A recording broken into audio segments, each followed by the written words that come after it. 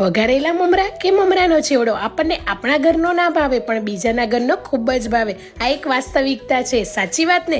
તો આજે આપણે બાળકોને લંચ બોક્સમાં આપી શકાય અને હોળી પર ખાઈ શકાય તેવો ધાણી મમરાનો ચેવડો બનાવીશું. તો એના માટે એક સરસ એવો મસાલો તૈયાર કરીશું.